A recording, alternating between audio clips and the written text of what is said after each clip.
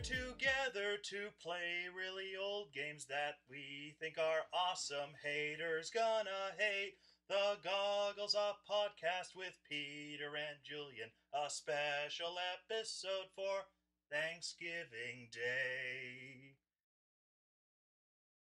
What do you want? My best Simon Cowell impression there? Yeah, go ahead. I don't even know. Yeah, it was all right. It was all right. I will give you points for effort. That's like reverse universe Simon Cowell there. Yeah. I think you're bloody awful. That's what you're looking for. Yeah. All right, anyway. Welcome, everybody, to a special, corpulent, food-filled podcast of Goggles Off. I am always Peter, and he is always Julian. That's right. And it's only 2 days away from Thanksgiving as we record.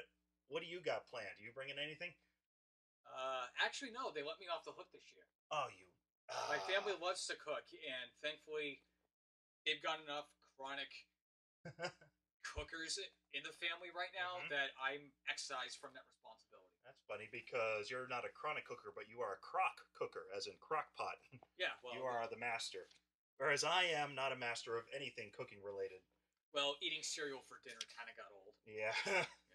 No kidding. I'm going to try my very best to make a not turkey for my vegetarian aunt, my 3 little cousins, and myself.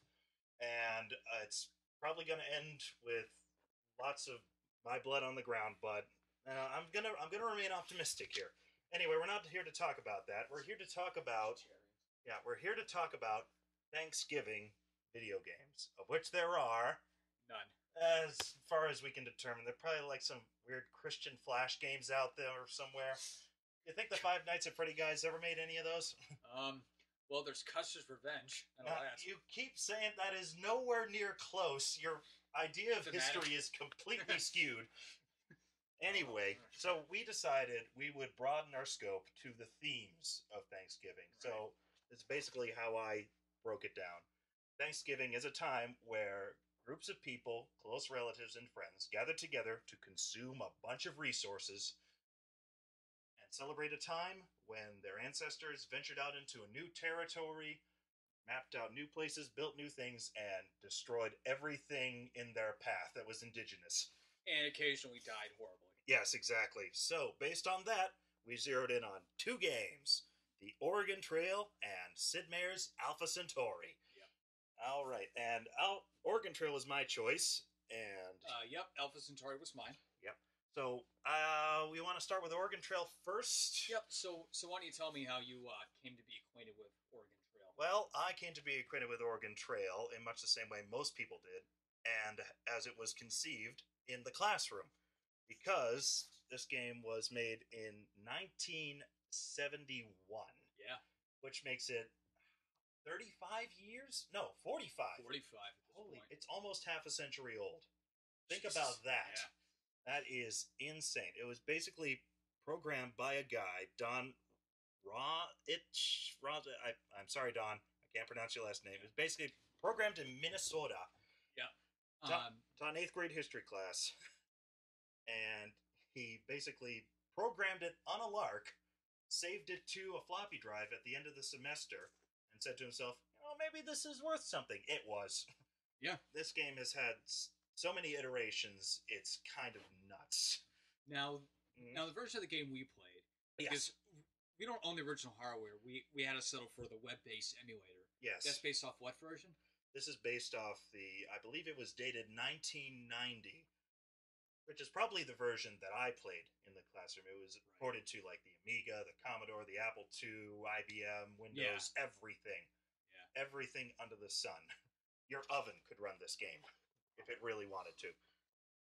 That would be really amazing. Turn on the burner. Bob died in a fire. Kind of a thing.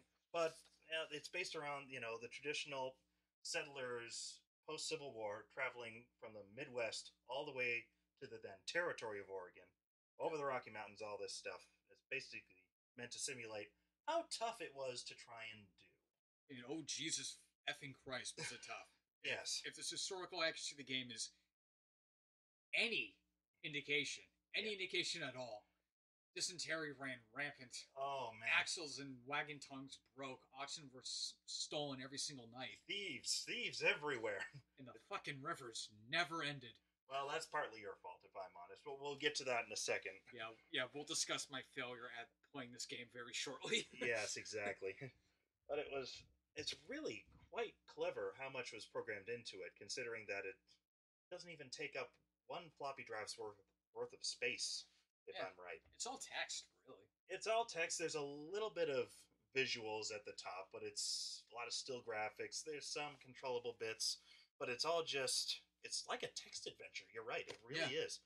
You press a number. Yeah. And then you say, I can sell you 20 bullets for $2 a pack. How much do you want? No actual sounds.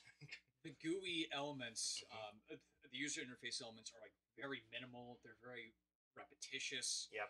I mean, like the most graphically intensive point of the game is when you're fording the final river, for God's sake. And yes, that's like exactly. A big blue line, yeah, really, with a little bit of wagon on the side, and there's not much frames of animation. It's like, okay, if the wagon should tip over when you attempt to ford, it immediately flops over, right? There's no just falls. That's it. So let me get into the meat and potatoes, if we can call it that. Absolutely. Of the game. So you start off in Independence, Missouri, and obviously your job is to go to Oregon. Yep. The territory of Oregon. You pick your three. You start off. You name your character. You pick your three jobs. Banker's the only one I ever did because it gave you the most money. Yeah, I chose the carpenter one time, and more on him later. But what did you choose to name your family, if I may ask? By this point, I was so kind of desensitized. I knew what was coming. I just named them A, B, C, D, and E. So they're kind of like 17th, 18th century clones. If you kind of want to call it that. That'd be interesting. It also gave me like the pleasure of not having to name everybody, only to watch them die 2 minutes later. Because I kind of view that as a big waste of time. So what would happen if a died of dysentery? Or the died of dysentery? Well, we just keep moving on. Who gives a crap? Now, you see, I was getting to a similar state of mind after several attempts, but I chose a different path in that me as the leader of the party was named Bob, and I was accompanied on my trip by my beloved wife, Bob, and our three children, Bob, and Emradak. So really, so like if Bob died, you don't know who it was? Exactly, but nobody gave a shit about Emradak. So you're saying that your wife and your children are identical to you. Actually, is there something I should know about you? Well, we're all clones, sort of like you, but I thought of it more as a kind of Schrödinger's family, because in a way, we would all make it to Oregon one way or another. No one knew which Bob actually made it until the wagon train released. It's opened up. I don't know where I'm going with this. Anyway, so yeah, you start in Independence, and you're greeted with actually, there's some graphics. You're treated to some very pixelated renderings of frontier towns with some lovely music. Yeah. Glorious 4-bit, 2-bit kind of tinny stuff. Kind of a really dinky version of Yankee Doodle. But hey, it's Yankee Doodle. It's period accurate. Yeah. You can't give them crap for the resolution because that's what they were working on. Absolutely. At the time. I'm pretty sure the original didn't even have graphics. It was just a straight text adventure. It was, yeah. Yeah, exactly. So then you start off, you collect all the supplies you'll need, which is basically thousands and thousands of pounds of food. Yeah. The general store manager recommended how many pounds per family member? It was like 200? Yeah. Yeah. So I always pick 2,000 total. So like plenty to go around. And then you gather up all your supplies, you get bullets for hunting. How did you find the hunting? Did you ever try to hunt? Yeah, hunting's not bad. When I played the Oregon Trail back in the day, I think I like the 92 version, like the more graphically intense version, because it was just a crosshair that you moved around a picture, and the buffalo would just race in and out of view, and you and I physically click on them. Yeah, it's a duck hunt kind of a thing. Basically, yeah. You weren't doing the little, move and shoot kind of routine. Mm-hmm. The hunting stuff isn't bad. Everybody likes to give a crap saying you can only carry back 100 pounds of food, but that's going to last you for a while. And if it's a problem, you can always just hunt again. So I don't see why people would have an issue about that. So did you actually try to hunt in this game, though? Yeah. Because it isn't like how it is in the sequels. Oh, really? Oh, okay. No, it's... you see, you're a dirty liar is what you are. No, I don't really think I captured enough food in this one, but I remember people complaining about that. Well, the problem is, with this game, it's not like the sequels at all. Oh, really? No, because this is like Berserk with tank controls. It's so awful. Part of the problem, I think, is that the processors that this game was made for are much slower than the processors of today. So everything moves much faster in our current versions. So when you're trying to hunt in this game, you're just a little stick figure of a guy who can point his gun in 8 directions, but you can only move by pressing Shift key once, holding the arrow keys in a certain direction. But if you should let go of the arrow keys, your character freezes in place and it can only turn again. Yeah. So you have to keep pressing Shift, arrow keys, aim, Shift, arrow keys, aim, fire, Shift, arrow key. It just got to the point where I just like stay in place and try to kill whatever I saw. Oh, so wait, you're telling me now you did play it? Yeah. You just said you didn't. You're saying you didn't have a problem with that. No, I didn't. Wow. Yeah. Okay. Well, I gotta say, I had a huge one because I couldn't hit a damn thing. All the rabbits and the bears and everything else were just too goddamn fast. We were missing a lot of bullets. Yeah.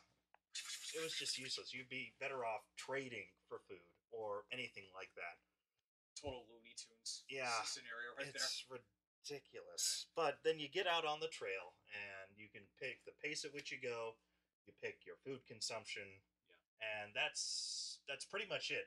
That's the extent of the gameplay until you get to my favorite part of the game. Yes. The rivers. Oh, yes, the rivers. Now, Julian, you have many options when crossing the rivers. You can attempt to ford. You can float your wagon across by putting everything in the bed. Yeah. Or you can pay a ferryman. Right. What was your choice every single time? Fording, because paying people is for suckers. I don't do that. And what happened almost every time you forded the river? I died horribly. So this is one thing I do have to kind of explain. Yeah. I'm not very good at strategy games at all. Action games I'm great with. Strategy games, I suck. I absolutely suck at these types of games. I never actually beat the Oregon Trail for this review. I never got into it. It was always something that killed me. The rivers were the worst. And towards a certain point, like fording's a bit of a joke. Where it's like, oh, I can ford this river. Crash. That's only 2.5 feet deep. Crash. Yeah, exactly. But like everything seemed to go wrong for me at the worst possible moment. Yeah. So I don't really have a good frame of reference to what else would actually work because I was always too busy dying like an idiot. I would ask you if this game is like the first roguelike game. Am I pronouncing that right? The genre? You know? Well, the first roguelike is Rogue. Okay. That's why they're called roguelikes. Well, how would you define a roguelike then? Permadeath, procedurally generated environments, stuff like that. Yeah. Like Oregon Trail is a very linear game. The difference is it's just... I don't want to say it's tough because I'm just bad at these types of games, but I think it's easy to screw up. Yeah. Because like you can not buy enough food, you can not buy enough bullets, dysentery can kill you, which happens to everybody. But at the suppose. Yeah, but at the same time, the way whether or not you succeed depends very much on the roll of the dice, because you can plan your way out very well and still have thieves steal 5 out of 5 of your oxen and leave you stranded in the middle of the desert. Yeah, and no matter how many no matter how many times you try to trade for just 1 oxen, nobody has any oxen to sell. No. Nobody, and you starve to death. That happened to me. That was my first death. Oh, really? As the Bostonian rich asshole. God. Another banker dead. Good riddance, right? Yes. Over the horizon. I can see a dunks. It's not a mirage. I know it isn't. This is very poignant to us as New Englanders. Our attempts at crossing the Midwest as a Bostonian did not work. Anyway, because I never made it to the end. Yeah. Why don't you tell people about how the game ends? Because we pretty much summed up like 75% of the actual gameplay. Well, at this point. having... let me just prepare my humble voice. I beat the Oregon Trail! Woo! Good for you. Yes. Show off. I made it. It was Mr. Carpenter. He was very pious. He didn't just ford the streams, he walked across them. He walked on water, huh? He walked on water, baby. Wow. Mostly because he paid a ferryman every single time.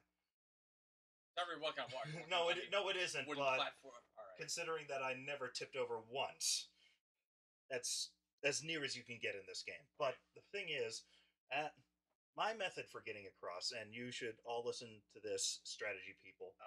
Basically, book it for the first third of the game. Just put on a strenuous pace, meager rations, and every time your health of your family starts to get below fair into poor, you break for a few days, maybe increase rations a bit, and then maybe slow down the pace.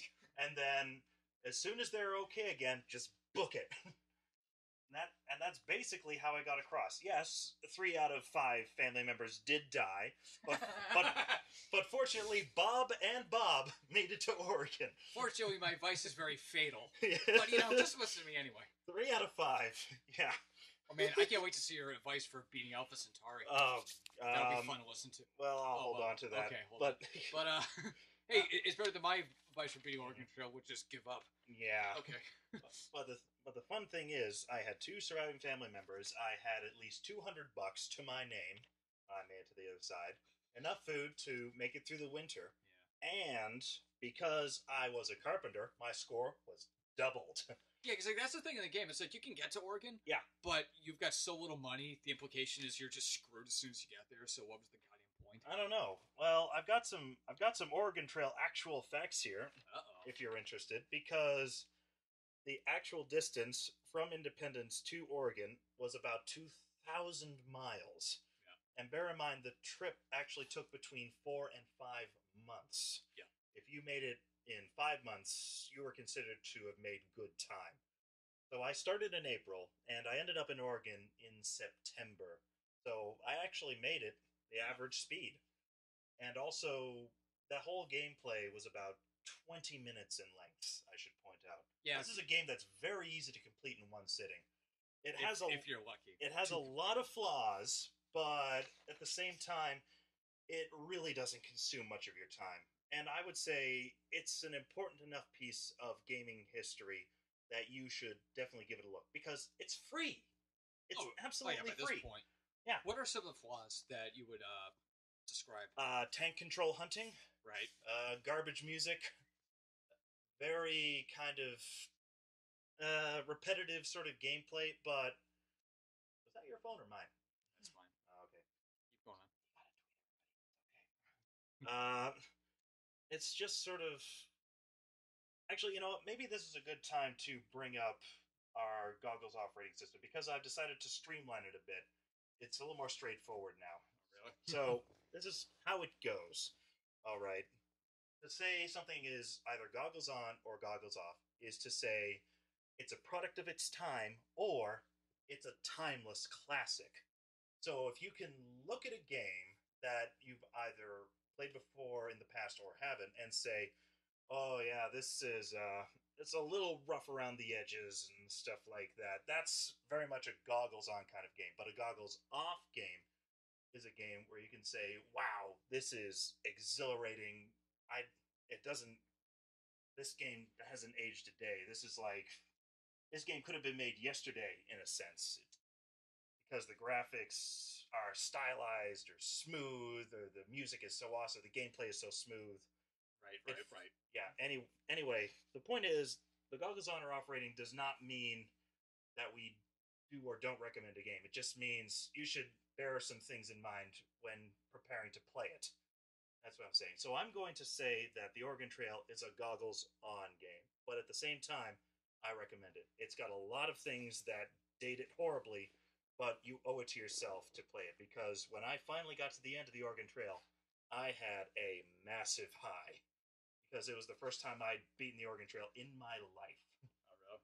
And it felt like a real accomplishment, because in that 20-minute gap, you do get a sense of the hardships. I was very sad when the third Bob died. I felt a sorrowful loss. Yeah. Rest in peace, clone. I couldn't be F's tax rename. Yeah. You'll be missed. But at the same time, it did feel quite cool to see this sort of time capsule from the 70s, this portrayal of history in its own way is a historical relic. So how would you feel about that? Well, I liked the game. Yeah. I would recommend it. Yep. There wasn't really much technology getting in the way. It was just I'm just really dumb at these types of games. Okay. I mean, the hunting tank controls, like, yeah, they're a pain, but depending on how much you hunt, that may or may not be this huge issue. Because like you can buy enough food at the outset where you don't really have to. Right. Yeah. If you're like me and you need a hunt, it probably will wear you down. So like, yeah, keep that in mind. But other than that, I mean, it's a simple game that yeah, you can be in like 20, 30 minutes.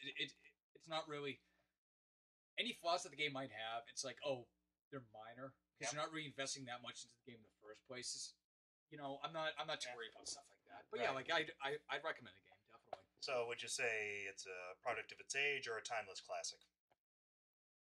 Considering the game's lasted almost 45 years and ported to every platform under the sun, I think it's timeless in its own right. Yeah. So I say goggles on, you say goggles off. Yeah. All right, very good. So that concludes the Oregon Trail. Get out of here, Bobs. We're here to talk about science fiction, baby. Okay. So here we go. Here's the real one I want to talk about and get into, Alpha Centauri. Oh, yes. Julian, when did you play this game? First time I played Alpha Centauri, probably 5-6 years ago. Yep. It was the only thing that would run my laptop at the time. My crappy 2007 era Dell, which was the worst thing I've ever used. That was the computer you were using when I first ran into you. Yeah. That big piece of crap. I said, "Hey, Julian, I'm Peter. Nice to meet you." And you were glowering at your computer screen. You looked up and said, "Oh, hi," and then went back to hating it. I was just suffering, and that's just how. Yep. That's just how that went. But no, Alpha Centauri came about because I wanted to play a game like Civilization, but I thought the science fiction angle to it would be a little more interesting than the history angle. Yep. I haven't actually played a Civilization game in a long time, so I can't really say anything about that. But Centauri's very, very fun. If you're used to Civilization, you'll be right at home off the bat because it's more or less Civilization 2 with a different tile set. So why don't you explain a little bit of the history of its inception? Because it seems as though the developers kind of had what you just said in mind. It'd be much cooler if this was sci-fi. I think that was it. There's no big explanation on why they wanted to do the game. It was just, hey, we've made a whole bunch of Civilization and history-themed games because I think like Sid Meier's Pirates had also come out at the time. So like they were doing this whole historical-themed game, and I'm sure that at some point they just said, let's do something the complete opposite and do speculative fiction instead of historical fiction. And Alpha Centauri was born. Although it's interesting because both are kind of linked by their attention to detail. Civilization, I mean, granted, kind of paints in broad strokes, but it's very historically engaging. Yeah. With the Civilpedia and everything. Alpha Centauri is based almost exclusively in hard science fiction, which is very cool. Even the most fantastic elements are like theoretical, and you know, like they could actually happen in some crazy offshoot. Nothing's really that fantastic until you get to the very, very, very end, but we'll save that for a few minutes later. Yeah, and I would say that in many ways, this science is still very much solid. The stuff that they were proposing in Alpha Centauri. Yes. Like there's string theory and optical computers. And the human genome mapping, which we actually did a few years after the game came out. There you go. Wow. So anyway, the plot of Alpha Centauri. Well, Earth gets blowed up. Yeah. People go in spaceship. Spaceship breaks because Murphy's Law dictates anything that can go wrong will. Yep. Crew splits up into several different factions. They make for the escape pods and they make planetfall. And we say planetfall because the actual planet in game is called Planet. Very creative. Yes, that's a proper noun. Yep. And then you get to pick one of the 7 factions to play as. In the original, the expansion Alien Crossfire has an additional 7, but we'll go to that in a few minutes. Yep. So let's run down. Yeah. Each kind of representing like their own little ideology, and then you just go from there. Typical kind of Civilization 4X gameplay: explore, expand, exterminate. I keep forgetting the 4th one, but basically, you want to build X Factor and do a whole ton of cool shit with. So yeah. Now, let me break down the factions, if I may. First of all, we have the United Nations faction, the Peacekeepers, led by Sir and Underpants on his head. He's also Indian. Yeah. It's a dress for him. It just doesn't look very good in the pixelated image they gave him. I'm sorry. Racist. Then they have the Gaians, I believe. No notes on this, Peter. No, I'm absolutely spitballing this. No, you have the Gaians, the sci-fi hippies. Yeah. Yep. Led by one Deidre Sky, and nice earthy name for that. Sid Meier. But yeah, no kidding. So we have Momudakai Morgan, I think. And well, you have Nawuduke Morgan. Thank you. Sorry. Who's basically like African Donald Trump. I would say more like Andrew Ryan, but J.P. Morgan. I mean, exactly. He's basically every single massive venture capitalist who owns an entire faction out of wealth instead of military powers. So I don't want to get political but I think the Morgan Andrew Ryan angle is a much stronger comparison because this Morgan is quite intelligent. Yes. All these faction leaders are actually very well characterized. We'll just say very briefly. Yeah, and if I can get into that briefly, you have Deidre Sky and the Gaians who are very Earth-friendly environmentalists. They contain the creatures on planet and use them offensively against other factions, which remains a solid strategy even well into the end game. Yeah. You have the Human Hive, led by Chairman Xing Jiyang, the most brutal, oppressive extreme of Chinese communism you could ever imagine. The Borg. They're the Borg. Pretty much. Pretty much the Borg. The Borg with a Taoist bent to them. Yeah, pretty cool. And their special abilities they have no inefficiency, which is deadly once you start stacking up the planned economy and police state. Yes. They get massive bonuses with that. You have Nawuduke Morgan, whose special talent lets him get, and you could just throw your economy at every problem you see in the game, which is my favorite way to play. Yeah, they call his ethics the ethics of greed for a reason. Yes. Yes.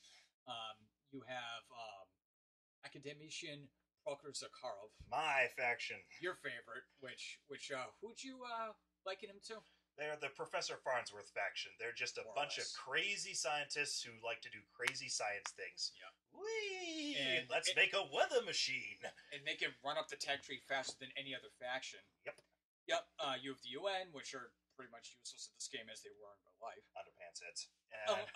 Unless you're going for diplomatic victory, in which case they're the best faction to play as. Yeah, good luck with that. Yep. And then you have the Believers, who get screwed on larger maps, but on smaller maps, they're one of the best in the game because they have the bonus for attacking. Yeah, they're the Bible Man faction, but their leader is actually very interesting because there's a particular quote which I find very interesting, which is to say, there are sins that exist in the data network, just like there were sins in the streets of Babylon, but the sins were not the streets themselves. Right. The streets were never the problem. That's it. And this kind of brings me to my next point, where the leaders are very well characterized. There's always something great about them, and there's always something like hideously awful about them. Yeah. Even Chairman Xing Jiyang, who's made out to be like the bad guy, he raises a lot of good points about controlling pain and disciplining oneself and using that to better yourself instead of being overcome by emotion.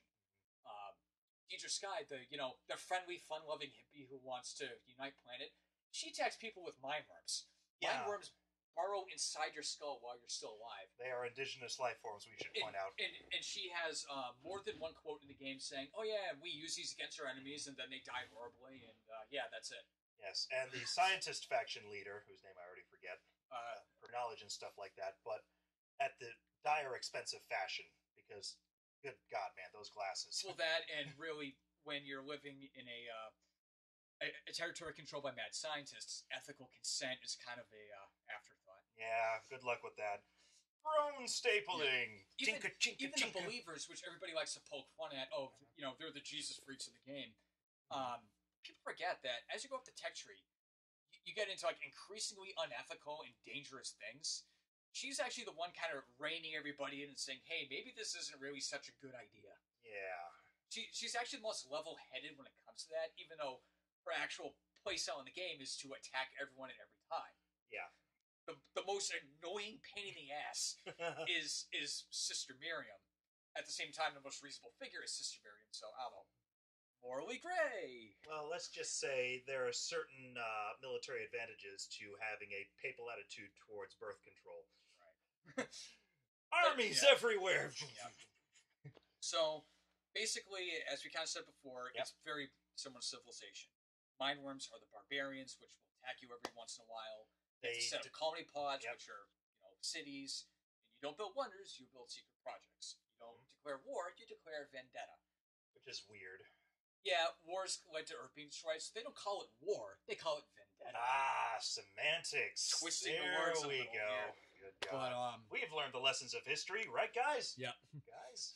Oh God, we're gonna die. But basically, every game is gonna go pretty much the exact same. You spend the first 10 to 20 turns researching as much as you can, exploring the fog of war as much as you can, running into the odd civilization or two. Trying to probably advance want your to kill you military. immediately. Yep. And then you start wondering, okay, what's my strategy? And like Civilization, and really like any good 4X game, there's multiple ways to win. Yep. You have Diplomatic, which is unite behind me as Supreme Leader, and I'm the overlord of everything, so I win. You have Kill Everybody, which is my favorite. Pretty easy. Pretty easy to do if you're playing the aggressive faction, like the Spartans or the Believers. You have Crash the Energy Economy and make yourself the richest person there, which is very fun to do as Morgan. Right. Or you can do what's considered the canonical way to end the game, which is the Ascent of Transcendence, which is run up the entire tech tree, complete the Voice of Planet Secret Project, complete the Ascent of Transcendence, and then you watch the fun little ending movie where we all become gods, and that's the end. That's pretty sweet. By the way, it's explore, expand, exploit, and exterminate. Damn it! I always screw the expand up. Well, there's a lot of... That's a pretty wordy acronym kind of a thing there. That's why they shorten it down to 4X. Yeah. Any weird expression. Yeah, so you chose Morgan for your game, and I chose Provocar. Proctor Zakharov. Proctor Zakharov. I'm just going to call him Zach. Yeah. If that's okay. Well, I actually picked Morgan first, but then I switched to Miriam. Yep. That's right. Morgan's only because turtling is very tough in the game.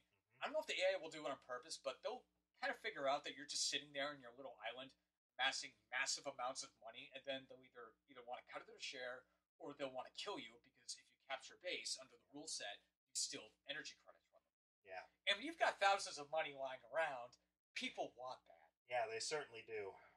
Also, it's important to point out you played your game on the medium difficulty level, whatever that's called. Yeah, I always play on Thinker. Right. I played on Citizen, which is the baby's first civilization mode there. Yeah. So I got a little trounced towards the end. Yeah. Because as I discussed earlier, Miriam took exception to my science and decided to overrun me. Yeah. Yeah. Yeah. Unfortunate. Miriam and Zakharovs they're pretty much like the most bitter enemies that you can fight as each other. So yeah, that was bound to happen. Just like me and the Gaians. They didn't like the fact that I was polluting the planet with industrial waste. Oh God! I just laughed at them and I threw my aircraft at them, and then they eventually shut up. Yeah, that works. Air power is always fun. It turns out getting the shit bombed out of you will do wonders to diplomacy. Yeah, especially if you can back that up with infantry and stuff like that. Now the game kind of does suffer, at least in my opinion. The base game does kind of suffer from the same end game, where it's no matter what objective you're doing, you're going to want drop troops, you're going to want aircraft, and then you just air power the crap out of everything. Yeah, because your airplanes are not stopped by terrain or water or anything like that. Not stopped by terrain. Units with the air superiority talent cannot attack them. Yep. So if you're like me, if you can buy your way as Morgan to early aircraft, enjoy rolling over everybody as they watch helplessly. Yeah, the only thing that stops aircraft early on is fuel consumption. Right. Which means you have to have a base or an airfield nearby to refuel them. But that's what colony pods are for, and then you get fusion power, which gives you an additional 4 squares of movement. That's right. That's really nice. Yeah, very nice. I encountered that in my second playthrough, which we will get to. Yeah, aircraft are overpowered, and it does kind of lead to the combat edge of things being a little samey towards the end. Yeah. So it's okay though, because there's still a lot of base building and base management because every citizen, or every city has a bunch of citizens that grow exponentially, and they will riot and disrupt your production and stuff like that. Mindworms will destroy emplacements and improvements around your cities to give it more energy. And there's a lot of nitty gritty. Right. A lot of base management. Crucial base management is essential to winning the game. You simply will not win if you cannot multi-manage your friggin' cities. And like any 4X game, towards the end, it becomes really daunting, especially if you get into war. And even though I played as Miriam the second time around and I won through conquering the shit out of everybody, it does kind of like highlight my main problem with the game. But it's not really the game's problem, it's just my thing with 4X in general.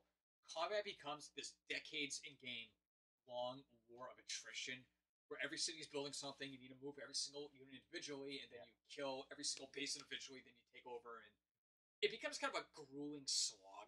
And isn't every single turn a year in the date box there? One plane takes a whole year to fly from one city to another. Yeah, they didn't really think that through. You have poor future Seinfeld sitting on the airplane saying, "I'm on my 200th pack of peanuts." It's not gotten more interesting. Your scout unit at the very beginning takes 2 turns to make, so that's 2 years of training. So while you're on like the brilliant alien planet for the first time, I guess everyone's just kind of sitting around and waiting, 2 years for someone to do anything. Just twiddling their thumbs, basically. Whatever.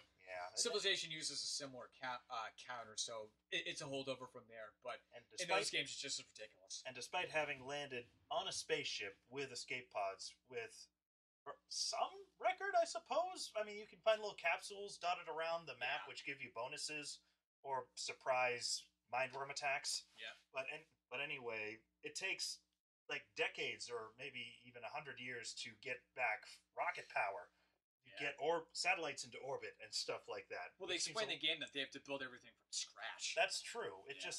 I did like that there was some explanation in the game, because up until that point I was just scratching my head wondering, why hasn't anybody conducted an orbital firebombing by this point?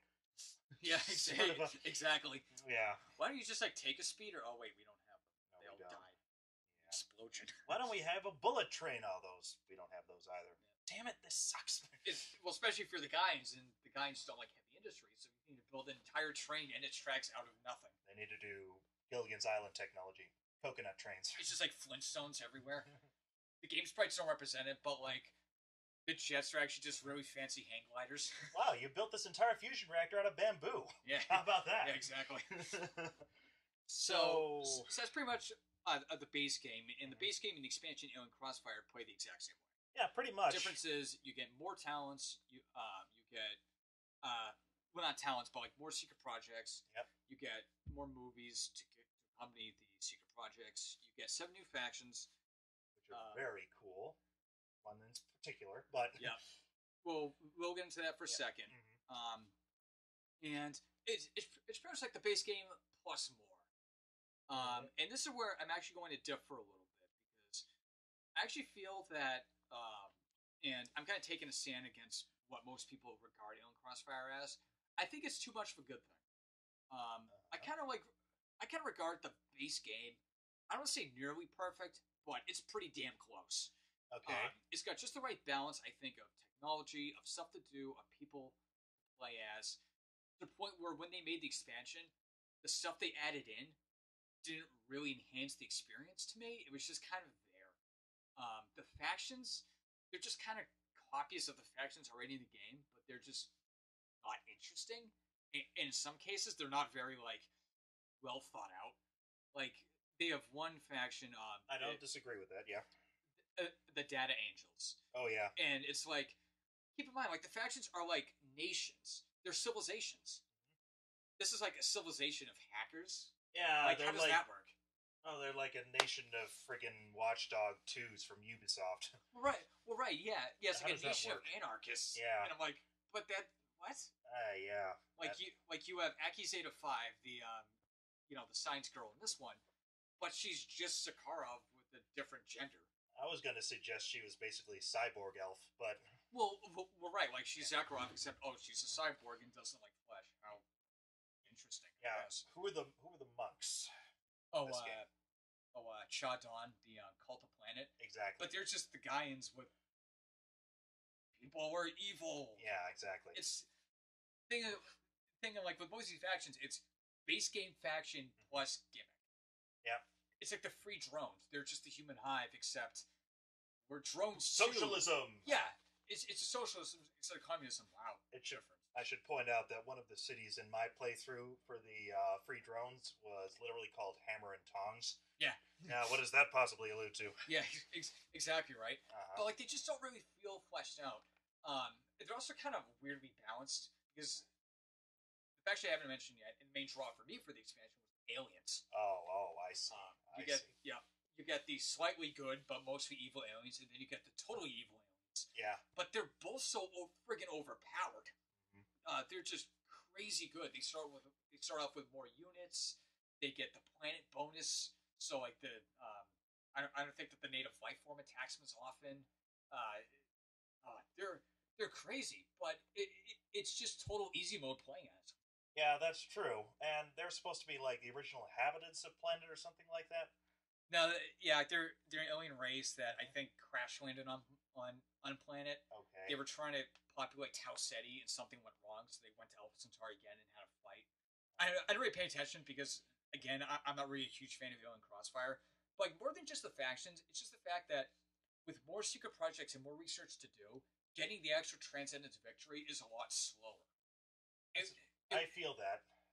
The research tree in Alien Crossfire, it's the additional stuff, I think, just bogs it down, but I think the original had a great balance of useful things and stuff you kind of had to fill out anyway, like Ecology 5. Okay, who gives a crap, but we have it there. Now it adds even more stuff into it.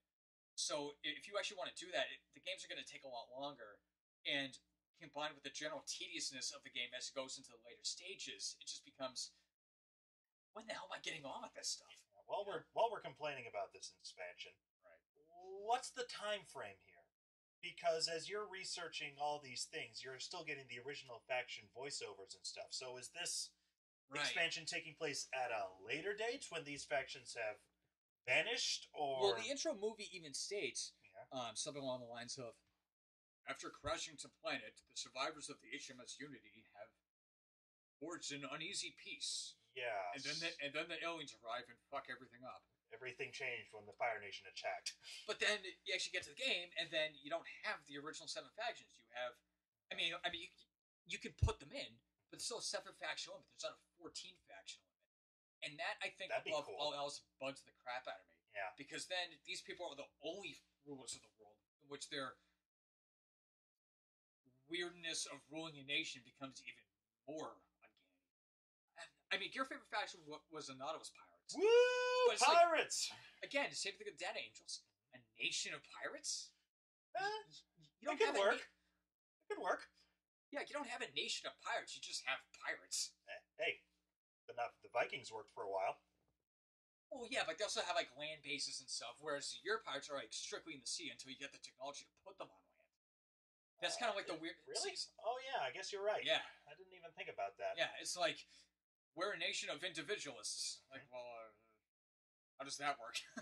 I don't know. I don't know, man. I'm sure that's kind of what they say. That's kind of what they bill themselves as. Like it's something that we're all. It's like the Life of Brian. You're all individuals. Yes, we're all individuals. Yeah, right. Kind of a thing. Yeah. But I just love the idea of it's basically like Waterworld done right in a way. Right. Because they love technology, and they love harassing their neighbors, and they love screwing with their neighbors. One of my favorite tactics as the Nautilus Pirates when fighting the alien factions was to send probe teams to my erstwhile allies and disrupt information and make it seem like it was the aliens who did it. Right. And 9 times out of 10, it would work. I'm not saying it was aliens. He's doing the weird History Channel aliens guy mock thing. But it was aliens. It was aliens. Your hair is flowing outward. Oh Jesus, yes. He's Greek too. That's the funny part. Yeah, you are Greek. But yeah.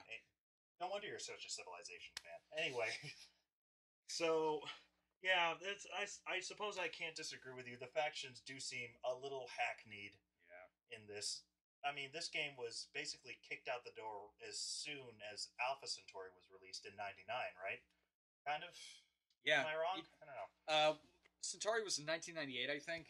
This one's like 99. So yeah, I mean, I want to set it straight. The expansion isn't bad. Yeah. I had a lot of fun playing it because hey, it's Alpha Centauri with more stuff. Yeah. A lot of people really like Alien Crossfire for what it is, and I have no problem with that. Yeah. Just like from my perspective, there's a saying that when I design something, I try to keep in mind: don't over egg the souffle. Don't overcomplicate things for the sake of doing it. Don't put too much cinnamon on the pudding. Right, and I just feel that Alien Crossfire does that a few too many times. Like wholesale enjoy over the original because I did one campaign in Alpha Centauri, and then I did another campaign in Alien Crossfire. But when I beat Alien Crossfire, I went back to the base game because there just wasn't enough gripping me in the expansion. And I think, really, this is the only time in my life I've actually said this. Ever. Yeah. Like, like the expansion comes out to a game. Oh, wow, it's the expansion. It's the original, but better. It's this one, it's the original, but a little fatter. And just a little too fat for my taste. Some critics have said the same thing about Portal 2 when compared to Portal 1 because the first Portal game was very streamlined and nothing was there that didn't need to be there. And then Portal 2 was just a giant, it's like a mountain of ice cream on top of the original apple crumble kind of a thing. Exactly, yeah. Yeah, it's just like you don't really need to pull out all the stops when the original didn't have to and still won awards and got critical acclaim. I mean, nobody hates ice cream, but you're going to get a headache after a while, am I right? Yeah. And yeah, that's kind of how I felt about this game. And there was another thing that gave me a headache.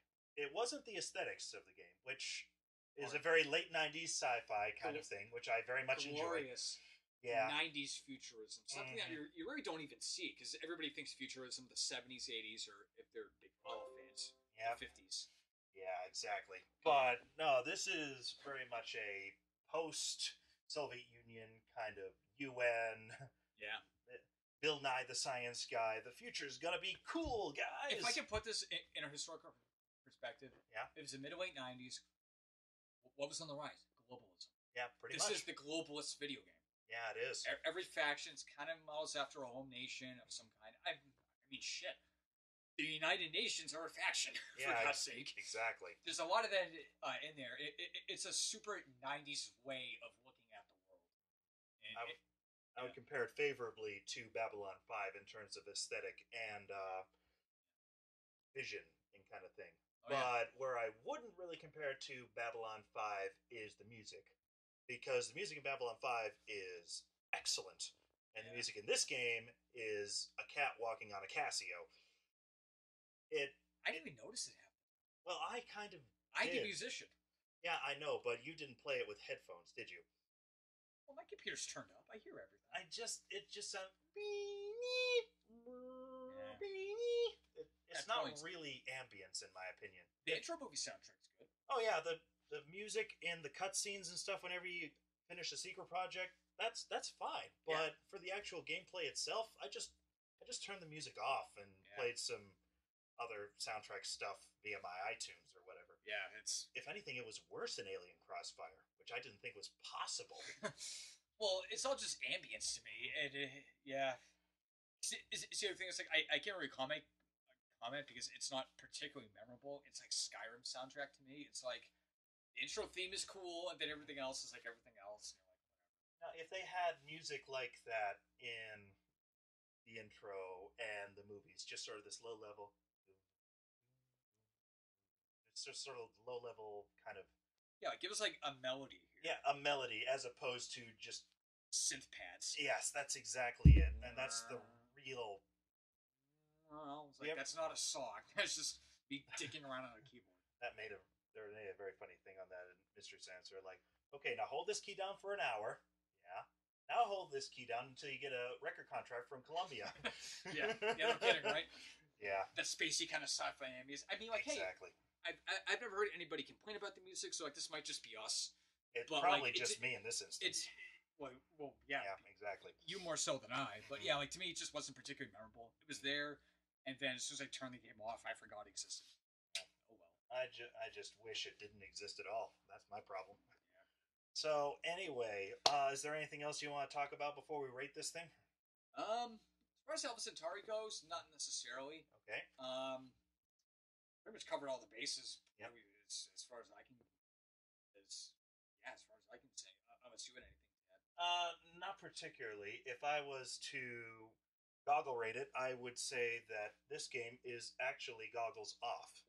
This game stands the test of time, irregardless of its very low-res graphics, classic isometric style kind of look, very pixelated stuff, 90s, 90s stock footage, which is a phrase that feels very strange to say, but we're old now. Yeah, we are. But the ideas in this game are still relevant. The gameplay is still addictive, which is something worth pointing out. I was looking at the Wikipedia page.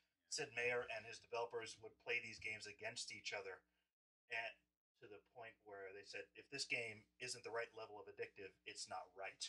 And this game is addictive. Oh, yes. It's very addictive. I had a cold while playing it, and I still played it. Even like when you beat the game, it gives you the option to keep playing. Yeah. It even says, so you're not getting any more score. And one of the options is literally, just let me play a few more turns. I mean, we know you transcended beyond the physical realm, but you want to keep dicking around with the terrain and stuff? Yeah. Sure, you killed everybody. There's nothing else to do. Build more colony pods. Every single square of colony pod. Yes. Yeah. But yes, I would say goggles off and a firm recommendation. You can get this game on Good Old Games for like $5. You can get it for Windows, Mac, Linux. It's for what it's worth. It's freely available on the internet. It comes with Alien Crossfire. Yeah, what I got on Good Old Games, it was like $10. I don't know if I got it sale or not. Well, 5, 10. Even if you pay $20, it's still a good friggin' deal. Yeah, it is. Amazing deal for what it is. Even at $20, you get the expansion free. You get it on any platform you want. Massive replay. You get gameplay that you have 7 factions, 5 ways to win, untold amounts of hours that you can play as. I mean, like, we're talking about this game in depth. In all honesty, we barely scratched the surface of like, what's actually in the damn game. The only reason we can't go into more detail is because otherwise this review would be 3 hours, and it'd be mostly me complaining about the UN. It would mostly be me complaining about, no, Governor, stop making transport foils, goddammit, I've already got 20. But yeah, it was, like, goggles off all the way. Yeah. Hard recommendation. Yeah. As far as strategy games go, I really just can't recommend it enough. Even if it's your first 4X, as it was my first 4X game, it's such a good introduction to the genre. And the science fiction, and the writing, and the quotes, and the personalities, they're so distinct and so memorable. You'll get a kick out of it, unless you go in with the express purpose of hating it. You pretty much will love this game, and pretty much everybody who picks it up does. It's considered the classic of its genre. Which is a little sad because it did not sell very well upon release, did it? You know, what surprises me most about this game is the order in which it was released. Because in many ways, it feels like this was the progenitor of 4X. And then they decided, okay, so we've got this high-concept sci-fi game. Let's add a bunch of characterized, cartoonized versions of historical figures and just make it a historical mashup. Let's have Aristotle fight Abraham Lincoln. Kind of a thing. It just feels like they went from Blood Dragon to Far Cry, if you understand my meaning. They went from slightly goofy to slightly serious. Yeah, but instead, anyway, that's just my take. So you say timeless classic, definite recommendation, I agree. Absolutely. So definitely play both of those games. I'll put the links in the video description below if you guys are interested. Oregon Trail, completely free, guys. And don't overstuff yourself at the Thanksgiving table, but do overstuff yourself on resources. Plenty of resources. If anything, just play Oregon Trail. Just say you played Oregon Trail. You're one of the cool kids. Yeah. I played Oregon Trail. It's cool. I died of dysentery. Yeah. I'm one of you retro gamers. You know? How goes it, my fellow kids? Yeah, right. Well, with that, we have to shuffle off, and I have to make my special not turkey. Please, everybody, support my Patreon for my eventual hospital bill when I burn alive. Please, everybody, laugh at the vegetarian. Yeah. Laugh at the silly man. All right, and we'll see you all next time for whatever we're doing. Thank you all for listening. Thank you. Bye-bye. Bye.